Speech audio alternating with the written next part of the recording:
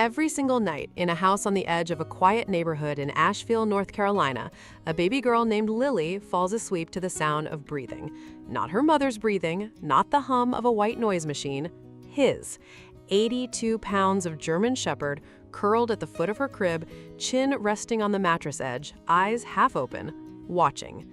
Just watching.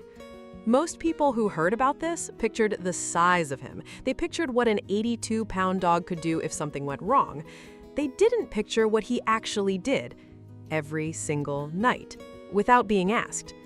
But to understand why Rex chose Lily, you have to understand what he was before she ever existed. Sarah and Daniel Harmon had been married 4 years when they found out they were expecting. They lived in a rented house with creaky hardwood floors and a backyard that flooded every spring. Sarah was 32, a physical therapist with a soft voice and a habit of rescuing things. Plant houses, stray cats, a confused turtle from a grocery store parking lot. Daniel was 34, a high school history teacher who came home every afternoon and sat on the floor. Rex had been with them for 2 years by the time Lily was born. They'd adopted him from a German Shepherd rescue in western North Carolina. He was 3 years old when they found him, skinny, quiet, and listed in the rescue notes as selective with strangers, rescue worker language for he didn't trust easily. He had been surrendered twice, first by a family who said he was too intense, second by a man who returned him after 6 days without explanation. By the time Sarah found his photo online, Rex had been waiting 11 months. She showed Daniel over dinner. He looked at the photo for a long time. "He looks like he's been waiting for someone specific," Daniel said. They picked him up on a Saturday morning in October. He walked to the car quietly. He didn't bark on the drive home. He stepped through the front door, walked a slow circle through every room, and then came back to the living room and sat down next to Sarah. He didn't ask for anything. He just arrived. The months that followed were ordinary, in the way the best things usually are. Rex learned the house. He learned that Daniel left at 7:15 and came back at 4:30.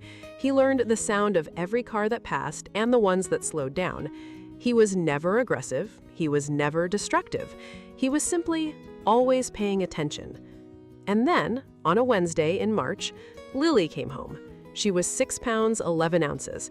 She smelled like the hospital. She made sounds Rex had never heard. Sarah carried her through the front door, and Daniel held Rex by the collar, gently, just in case. They didn't need to. Rex sat down the moment he saw her. Not out of fear, not out of confusion. He sat down the way a person sits down when they understand something. Slowly, deliberately. Sarah crouched, still holding Lily, and let Rex lean forward. He sniffed the blanket once, then looked up at Sarah's face, then back at Lily. Then he exhaled, a long, slow breath, and lay down on the floor at Sarah's feet. Daniel let go of the collar. Neither of them spoke. Something had shifted. They felt it before they could name it. That first night, they put Lily in the crib in the nursery. They expected Rex to settle on his usual spot, the dog bed in the corner of the bedroom. He didn't. At some point in the early hours of the morning, Sarah woke to check on Lily and found Rex already there, lying on the floor beside the crib. Not pacing, not anxious, just there. She stood in the doorway for a long moment. Then she went back to bed. By the end of the first week, it was clear this was not random. Wherever Lily was, Rex was close. Not hovering, just present. When Lily was in the bouncer, Rex lay 3 feet away, facing the front door. When Sarah nursed her by the window, Rex sat beside the chair and watched the driveway. When Daniel gave Lily a bath, Rex waited outside the bathroom door. He had assigned himself a post, and he held it. Weeks passed. Lily grew. She went from sleeping through everything to noticing things. The ceiling fan, the light through the curtains, the weight of the dog breathing 2 feet away. The first time Lily smiled at Rex, she was 6 weeks old. He walked over to sniff her head the way he did every morning, and her whole face opened. Sarah had her phone out, but her hands were shaking too much. She didn't post it anywhere. It felt too private. Rex developed his own rituals. Every morning, before Lily woke, he would walk to the nursery door and wait. The moment she stirred, a small sound, a shift, he would stand. Not bark, just stand. Daniel called it the morning brief. "Rex has checked in," he'd say, and Sarah would smile into her coffee. What they didn't know was that the moment that would prove everything was still ahead of them. It came on a Thursday evening in November.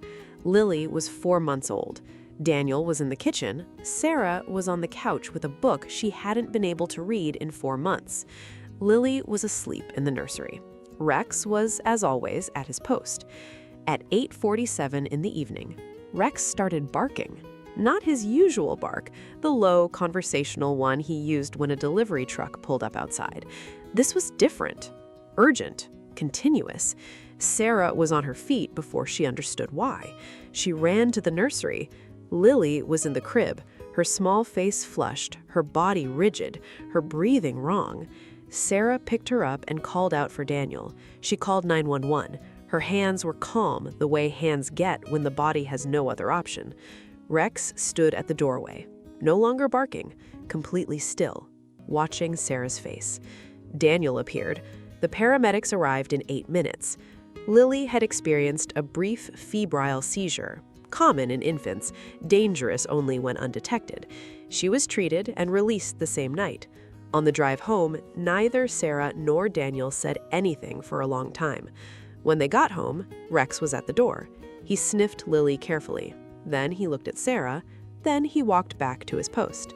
The next morning, the pediatrician explained what had happened. Febrile seizures, she said, are often over before a parent realizes they've begun. Sarah told her about Rex. The doctor was quiet for a moment. Dogs can detect changes in body chemistry before they're visible, she said. That dog may have saved her life. Daniel, who had not cried once through the entire night, cried then, quietly, in the corner of the examination room. Today, Lily is 9 months old.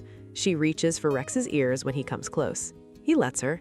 She has started pulling herself upright using his side as a handle. He doesn't move. He just turns his head and checks on her the way he always has. The neighbors still look twice when they pass the house and see the two of them in the yard. A big German shepherd, a baby in the grass. Sarah has stopped trying to explain it. She knows what it is. She knew it the night Rex sat down in the hallway and exhaled. She knew it the morning she found him at the crib before sunrise. She knew it at 8:47 on a Thursday evening in November, when Rex barked once, urgent, continuous, and everything changed. He didn't come with instructions. He didn't come with guarantees. He came with 11 months of waiting and 2 surrenders and a rescue note that said he was selective with strangers. He was. He chose very carefully. And then, he never let go. Some guardians are assigned. Some of them just show up. Would you have trusted him? Or would you have walked away before you ever found out what he was capable of?